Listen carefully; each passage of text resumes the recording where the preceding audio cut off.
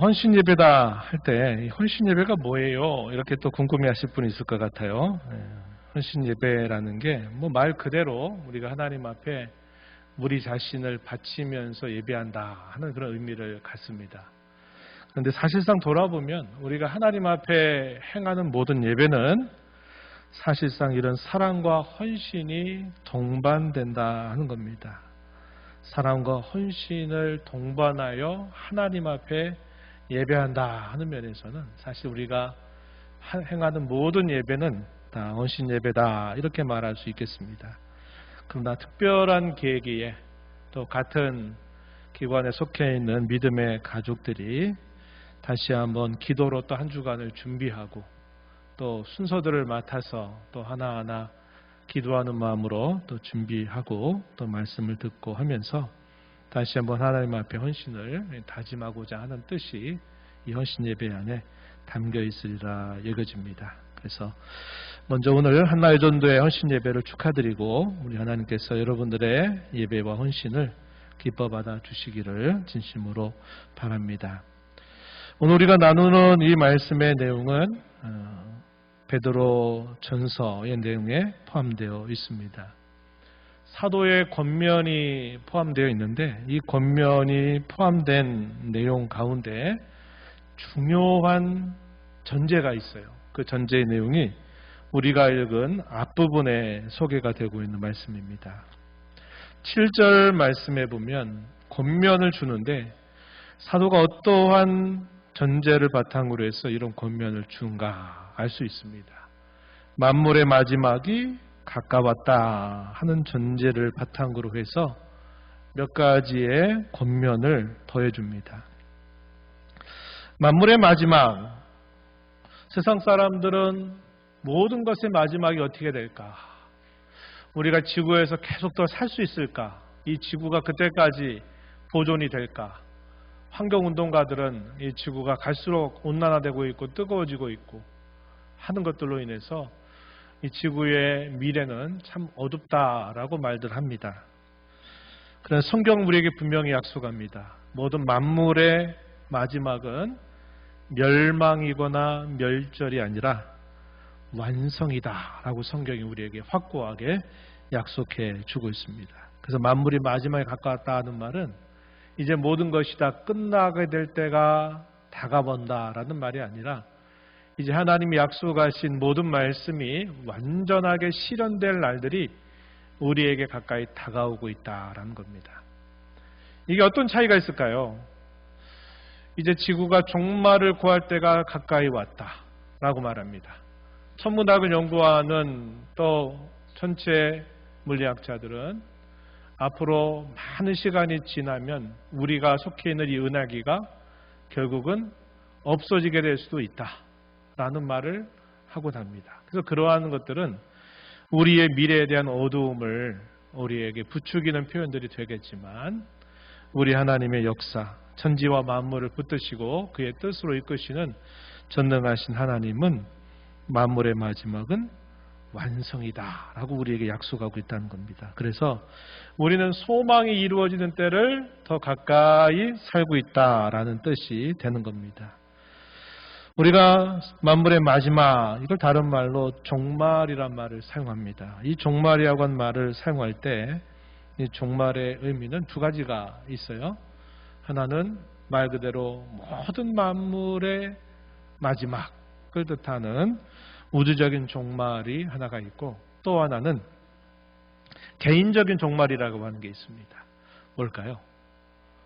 우리의 인생을 주신 하나님이 우리의 인생을 취하시는 때를 우리 인생의 종말이다라고 말합니다. 우리 인생의 종말 또한 성도된 저와 여러분에게는 심판과 형벌이 아니라 완성입니다. 완성. 우리가 주의 몸을 벗고 영화롭게 되는 그 순간이 바로 우리 인생, 개인적인 종말에 약속되고 있는 말씀이다 하는 겁니다. 가까웠다라고 말하죠. 말세 가운데서도 가장 끝을 우리가 살아가고 있다 하는 겁니다. 주님의 강림이 그 어느 때보다 더 가까운 때를 우리가 살고 있고 우리의 인생의 완성되는 그 마지막 순간도 가깝다는 사실들을 우리에게 보여주면서 만물의 마지막이 가까웠다. 그러므로 이렇게 성도들은 살아야 합니다. 라면서 권면을 주고 있어요. 먼저 우리가 이것을 통해서 적용할 수 있는 표현이 있습니다. 어떤 적용을 해볼 수 있을까요? 우리는 연약하지만 지금의 이 모습으로 우리가 이 땅에서 연약하고 때로 허물도 있고 부족함이 있지만 구원을 받은 하나님의 자녀로 지금의 이러한 모습으로 하나님을 섬길 기회가 이제 많지 않다라는 것으로 우리가 이것을 적용할 수 있겠습니다.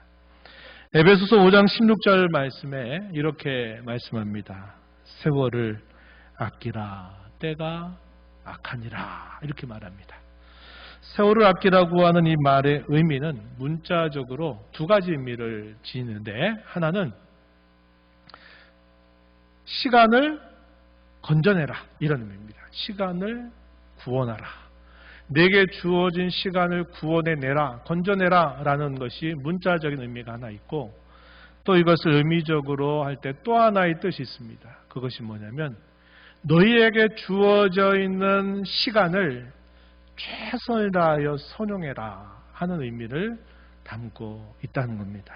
그래서 오늘 이 말씀과 잘 연결되어 우리가 생각할 수 있는 구절이 된다 하겠습니다.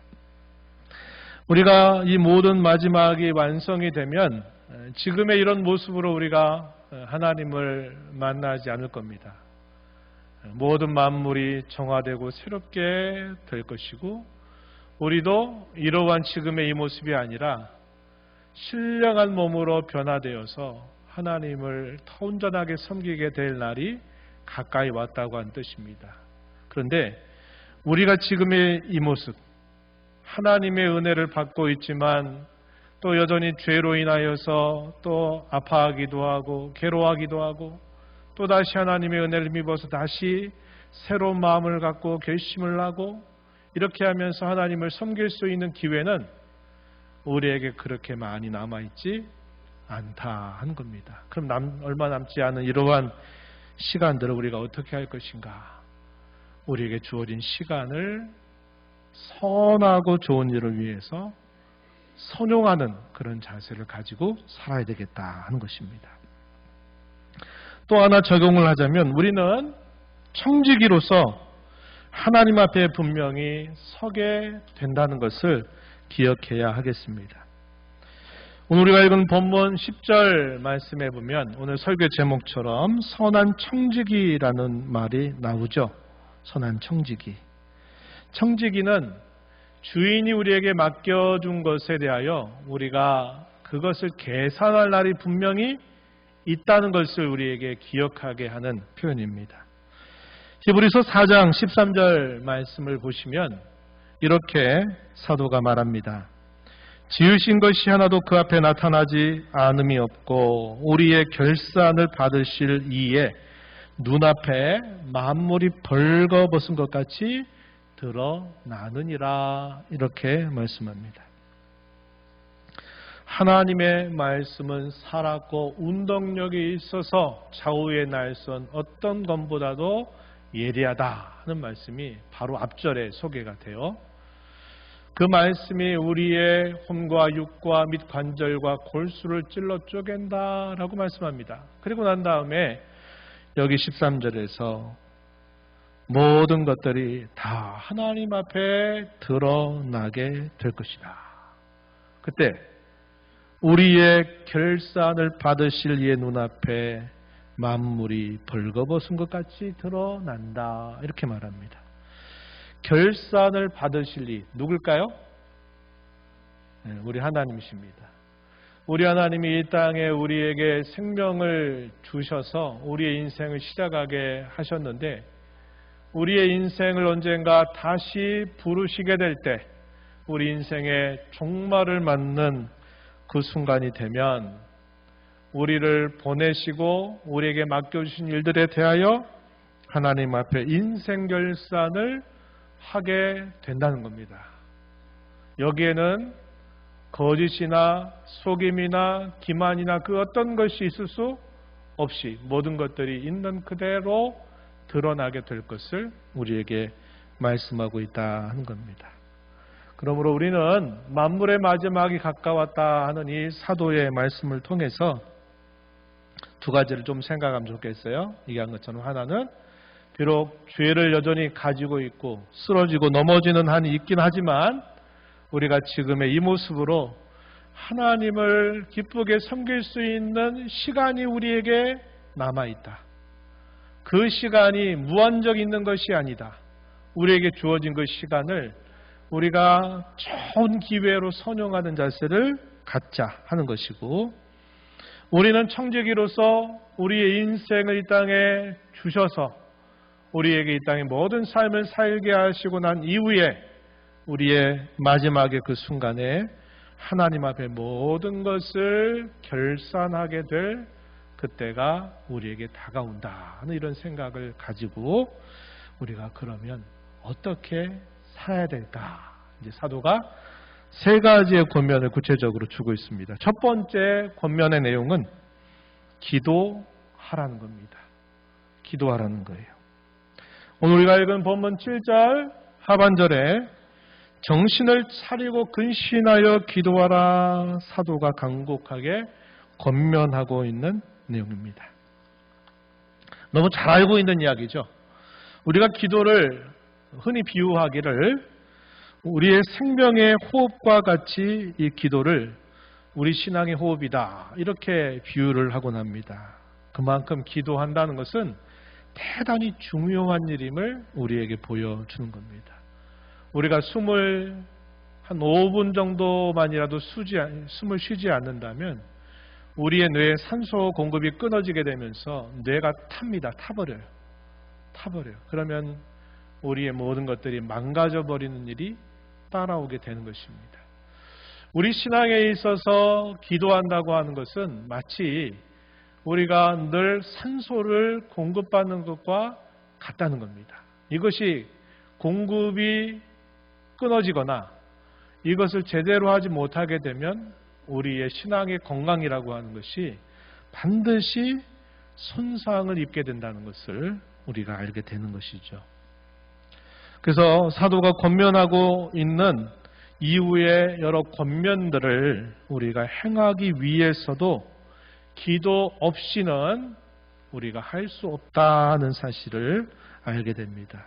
그래서 사도는 무엇보다도 정신을 차리고 근신해서 기도하십시오라고 성도들을 향해서 권면하고 있습니다.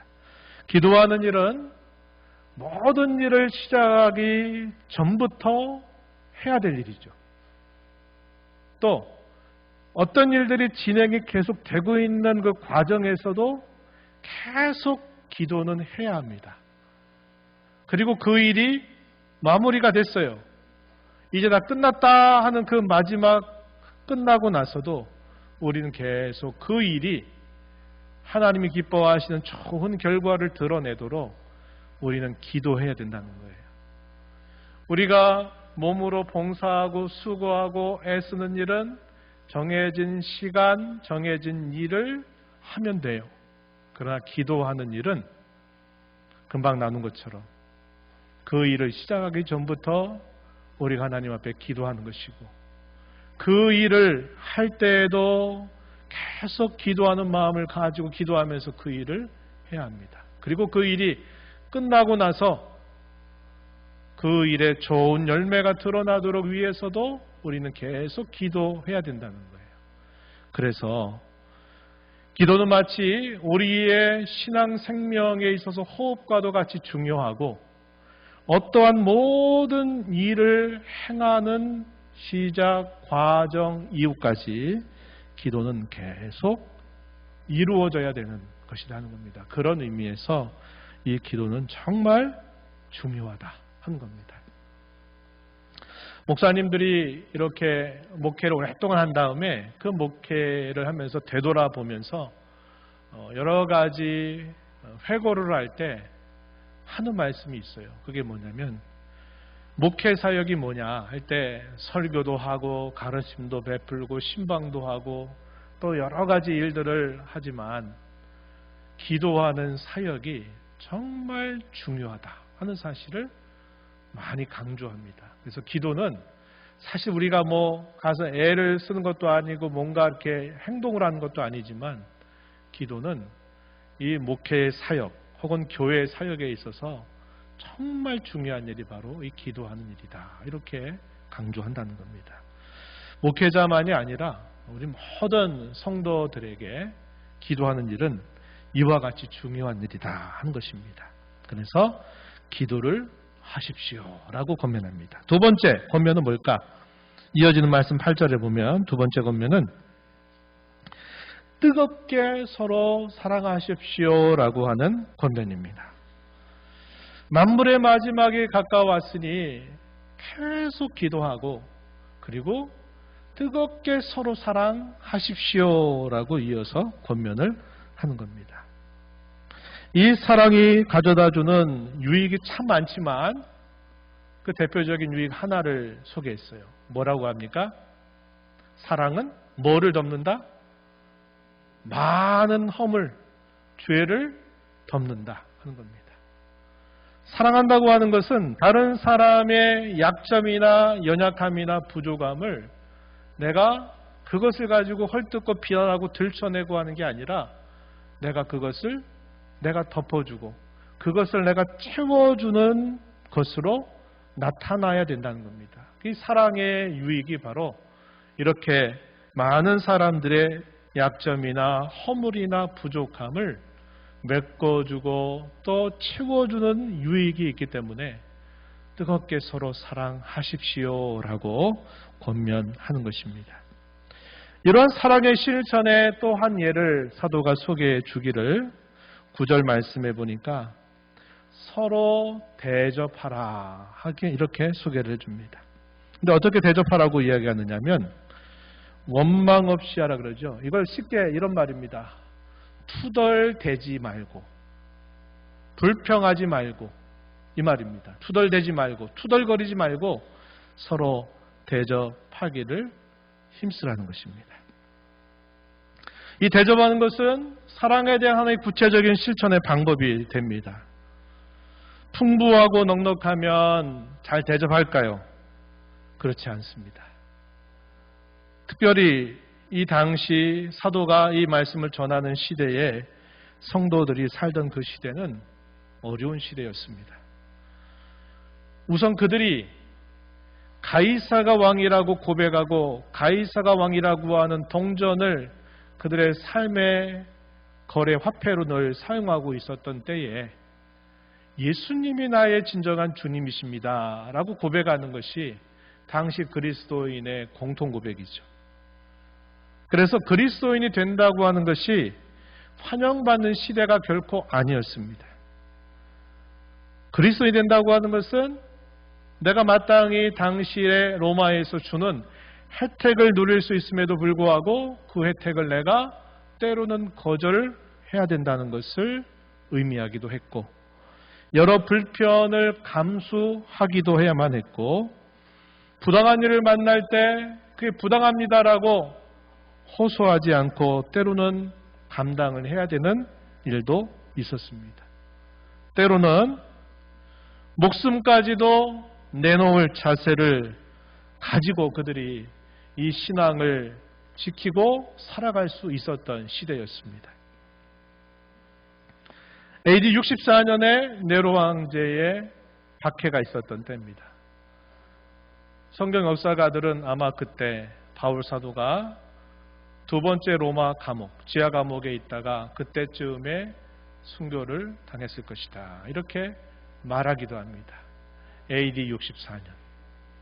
그리고 그때로부터 또 한 30여 년 세월이 흘러가면서 도미티안이라고 하는 로마 황제 시대 때 또 기독교인들을 대대적으로 로마 제국이 박해하는 그런 박해가 있게 되죠. 그래서 예수 믿는 사람들이 그 사회에 뭘 잘못했다고 왜 예수 믿는 사람들을 이렇게 박해하고 그들의 생활권에서 이들을 왕따시키고 이들을 이렇게 어렵게 했는가 하는 것들이 당시의 많은 기록을 통해서 남겨져 있는 것이죠. 바로 그러한 시대입니다.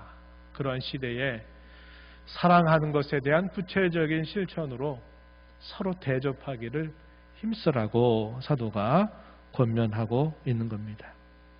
그런 상황에서 자신도 추스리기 어려운 때에 다른 사람을 대접한다 하는 것은 사랑이 아니고서는 행하기 힘든 일이었다 하는 겁니다. 그래서 사랑하기를 힘써라. 서로 사랑하기를 힘써라. 뜨겁게 사랑해라.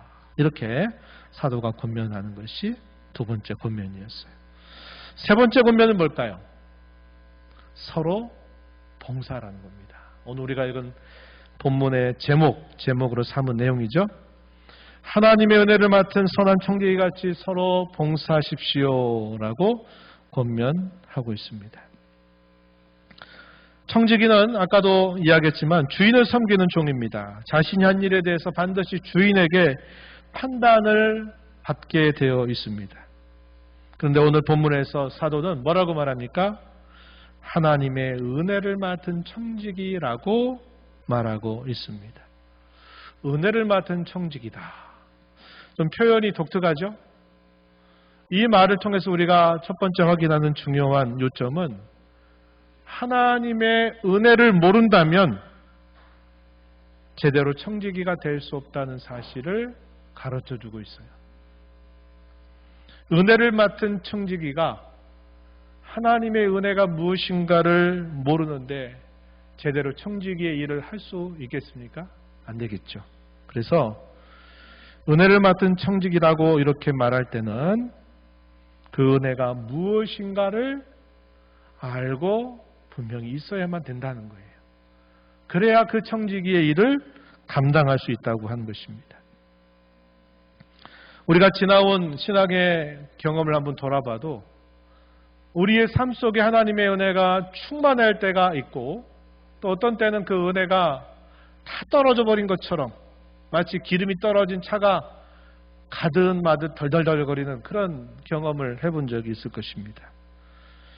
우리가 하나님 앞에 이런 청지기로서의 일들을 감당하려고 하면 무엇보다도 하나님의 은혜가 무엇인가를 알아야 되고 그 은혜가 청지기인 자신에게 충만하도록 해야만 된다는 것입니다.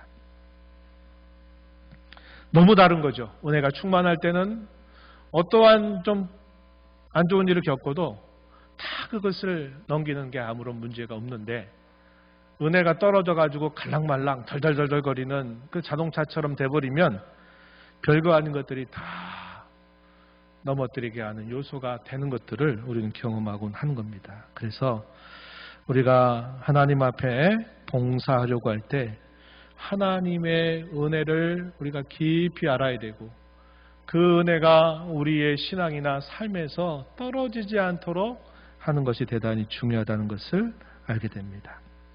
10절에서는 계속 이렇게 권면합니다.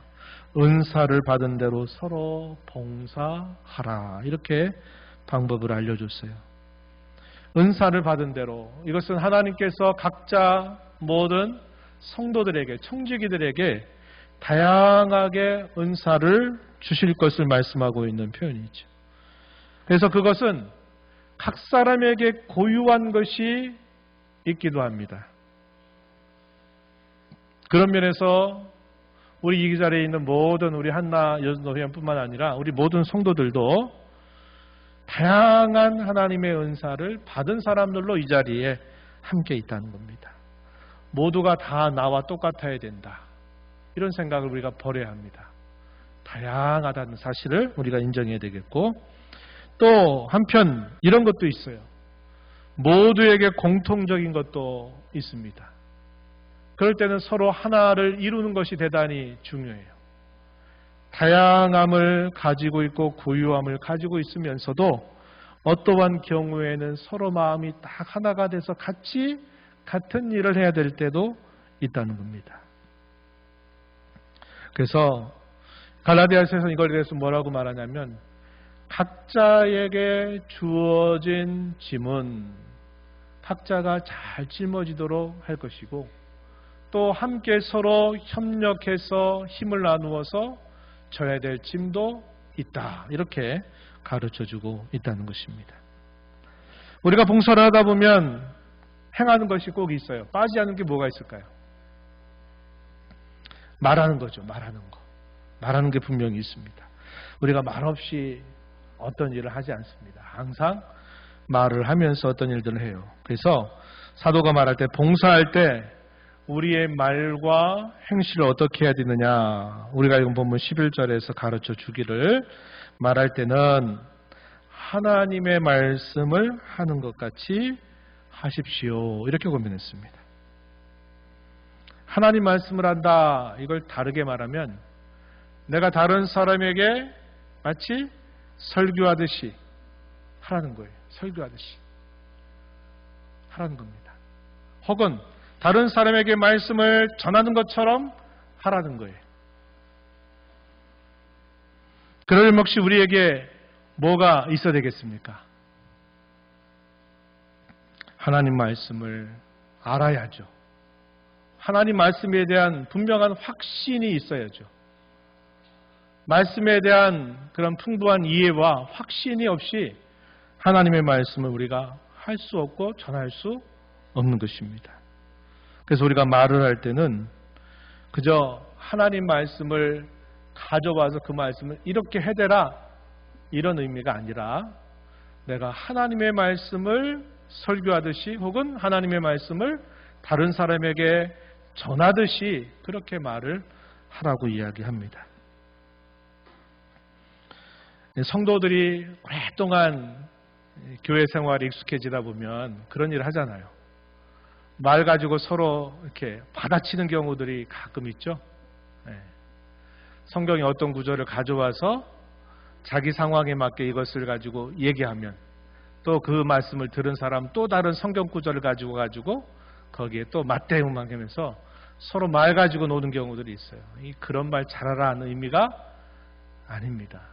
우리가 말을 할 때는 우리가 하나님의 말씀을 잘 아는 사람으로서 필요할 때 나를 변호하고 다른 사람에게 뭔가 설득시키기 위해서 말을 막 하고 자기를 변호하기 위해서 하라는 게 아니라 하나님의 말씀을 내가 대하는 것처럼 그 말씀을 설교하듯이 그 말씀을 다른 사람에게 전하는 것처럼 그런 마음을 가지고 말씀을 가지고 우리가 항상 말하는 일을 잘 제어하면서 하는 것이죠. 봉사할 때, 실행할 때 어떻게 하느냐 가르쳐 주기를 하나님이 공급하시는 힘으로 하는 것 같이 해라 이렇게 말합니다.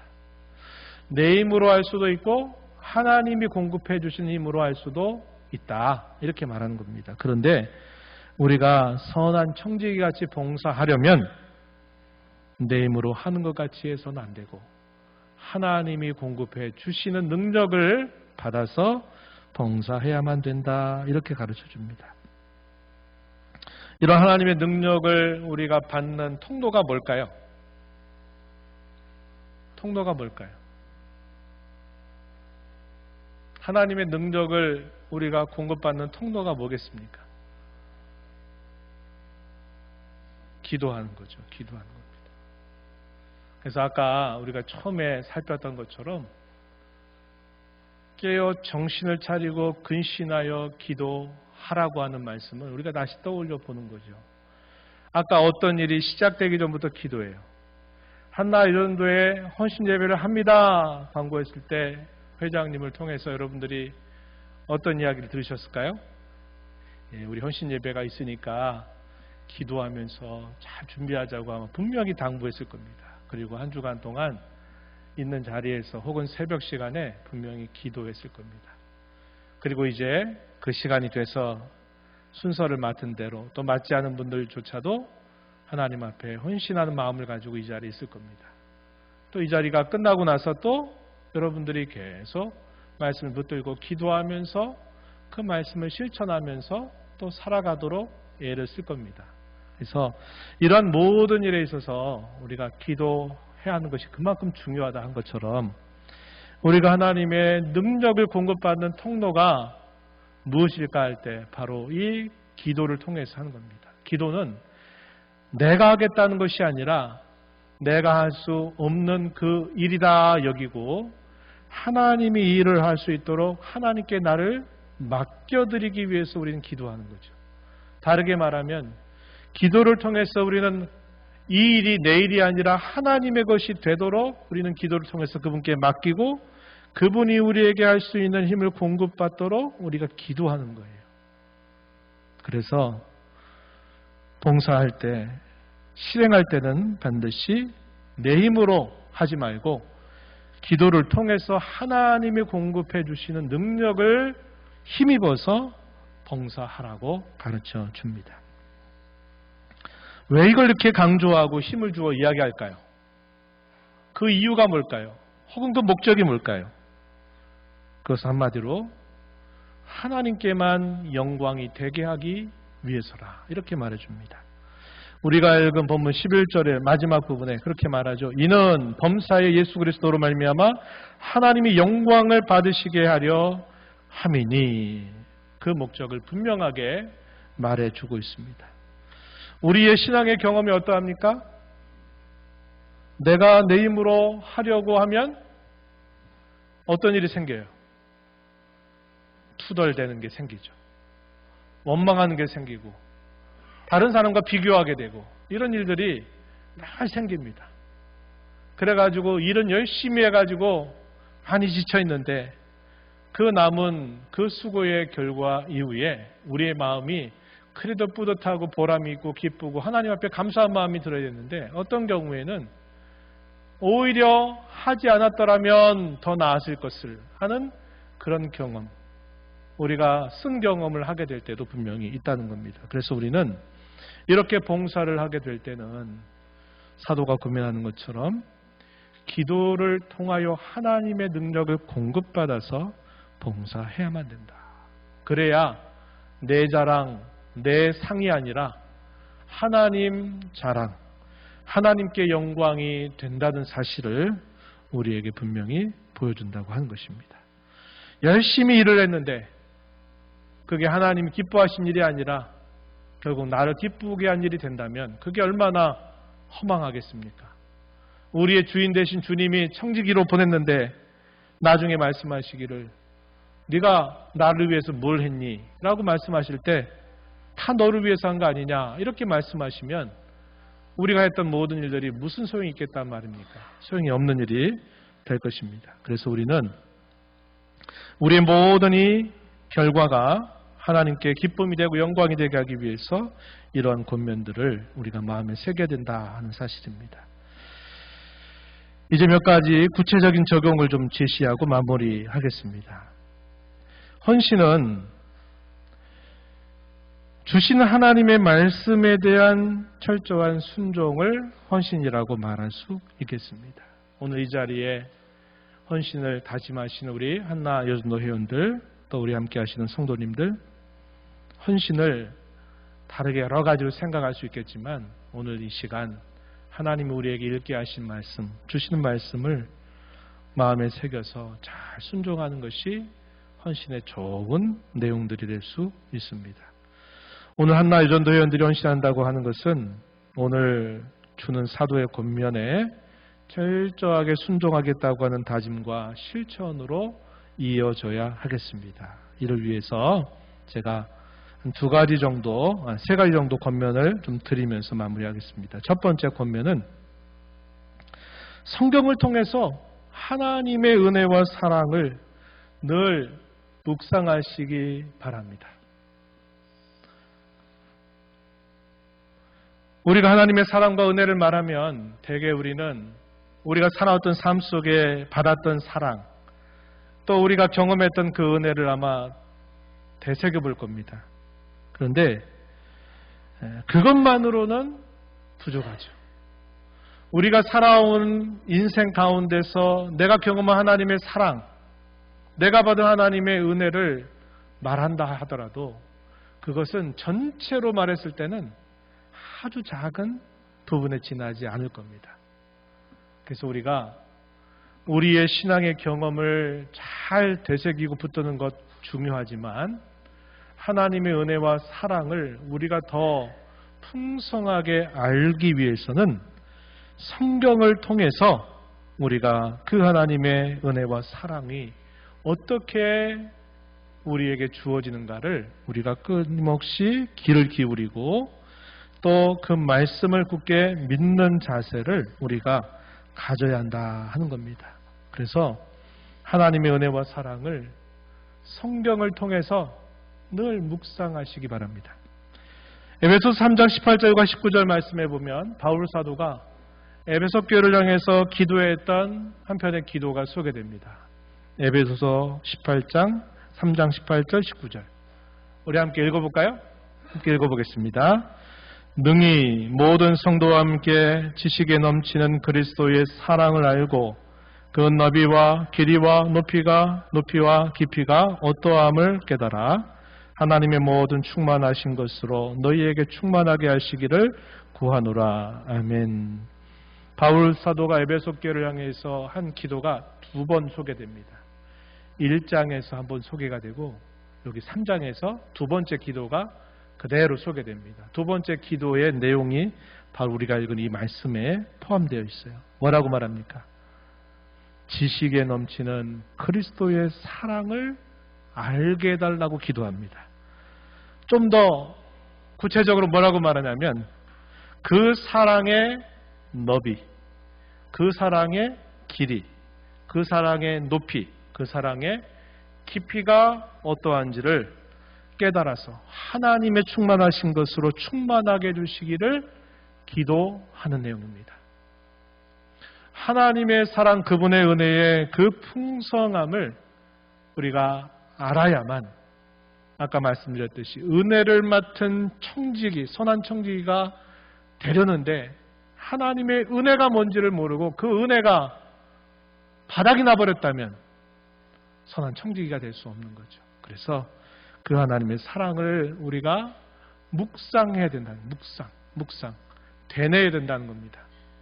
우리가 경험을 통해서 알아온 하나님의 사랑이 분명히 있고 하나님의 은혜의 증거가 우리 안에 분명히 있습니다. 그러나 그것은 전체에 비하면 아주 작은 부분에 지나지 않기 때문에 우리는 하나님의 말씀을 통해서 하나님의 어떠한 사랑을 자기 백성인 우리에게 베풀어 주시는가를 성경을 통해서 계속 확인하고 그 사랑의 넓이와 높이와 깊이와 크기를 알아가는 일에 힘을 기울여야만 된다는 겁니다. 이것이 잘 되는 것이 첫 번째 중요한 적용입니다. 두 번째, 우리가 나눈 사도의 권면처럼 기도하자는 겁니다. 쉬지 말고 기도하자는 거예요. 아까 나눈 것처럼 기도는 우리 생명의 호흡과도 같고 기도는 우리의 어떤 모든 섬김과 봉사의 시작부터 과정과 끝에 이르기까지 기도는 다 관여하게 되는 아주 중요한 일이다 하는 겁니다. 여러분 중에는 봉사하실 수 있는 건강을 유지하셔서 실제로 몸으로 봉사하고 섬기는 분들도 계시고 또 몸이 많이 힘들어서 몸으로 봉사하기 어려우신 분도 분명히 있을 것입니다. 아직 몸으로 건강 중에 봉사할 수 있는 분들은 그 봉사와 섬김이 내 자랑이 되지 않고 하나님께 영광이 되도록 하나님의 능력을 공급받기 위해서 계속 기도하는 일을 쉬지 말아야 되겠고 후자의 경우 몸이 여러 가지로 이제는 힘이 많이 연약해서 육체적으로 봉사하기가 어렵더라도 기도하는 일은 여러분이 할 수 있는 가장 큰 봉사다. 이렇게 여러분들이 생각하시고 가정을 위해서, 교회를 위해서, 나라를 위해서, 또 선교사들을 위해서, 열방을 위해서 여러분들이 기도하시는 일을 힘써달라고 하는 것입니다. 이 기도하는 것은 우리를 향하신 하나님의 뜻이라고 밝혀줍니다. 데살로니가전서 5장 17절에 쉬지 말고 기도하라. 범사에 감사하라. 이것이 그리스도 예수 안에서 너희를 향하신 하나님의 뜻이니라. 이렇게 말합니다. 구체적으로 기도의 목표를 세우세요. 새벽에 꾸준히 나오신 분들은 새벽을 통해서 하시고 새벽에 혹시 안 되시는 분들이라도 아침이든 저녁이든 시간을 정해서 내가 하루에 얼마만큼은 기도하는 시간에 내 시간을 반드시 쓰겠다라고 하는 그런 다짐을 하시고 실천을 해주시기 바랍니다. 마지막 세 번째, 예배와 모임에 참여하기를 사모하시기 바랍니다. 기회가 되는 한 예배와 모임에 참여하기를 사모하시기 바랍니다. 오늘 권면들 다시 한번 생각해 보세요. 기도하라고 하는 권면 외에 뭐가 있었죠? 뜨겁게 서로 뭐해라? 사랑해라. 또 그 사랑의 실천으로 대접할 수 있는 대로 대접해라. 그리고 나머지 권면이 뭐였습니까? 봉사하라. 서로 봉사하라. 서로 뜨겁게 사랑하고 서로 대접하고 서로 봉사하려면 어떻게 합니까? 나 혼자 집에 가만히 있고 나 혼자 있으면 될까요? 안 되겠죠. 뭘 해야 됩니까? 서로 만나야 돼요. 서로 만나고 함께 해야 합니다. 그래서 그러기 위해서 우리가 예배 시간도 잘 구별하고 때로 모임들이 있을 때 구역 모임이든 어떤 특별한 모임이 있을 때 그 모임에 최선을 다해서 우선적으로 여러분들이 참여하도록 시간을 배정을 하고 그렇게 힘써달라고 하는 것입니다. 히브리서 10장 23절로부터 25절 말씀에 이런 말씀이 주어집니다. 한번 보세요. 또 약속하시는 이는 미쁘시니 우리가 믿는 도리의 소망을 움직이지 말며 굳게 잡고 24절 서로 돌아보아 사랑과 선행을 격려하며 모이기를 패하는 어떤 사람들의 습관과 같이 하지 말고 오직 권하여 그날이 가까움을 볼수록 더욱 그리하자. 박해로 인해서 배교하고 신앙으로부터 돌아서는 분위기가 많았던 당시 그리스도인들에게 주신 편지가 바로 이 히브리서입니다. 히브리서에서 약속하신 이가 미쁘셔서 그 약속을 다 이루실 것이다 라고 말하면서 신앙의 고백에 흔들리지 말고 굳게 잡아라. 어렵더라도 서로 돌아보아 사랑과 사랑을 격려해라. 모이기를 패하는 사람들의 습관과 같이 하지 말고 그날이 가까움을 볼수록 더욱 모이기를 힘써자라는 그런 권면을 하고 있습니다. 모여야 돼요.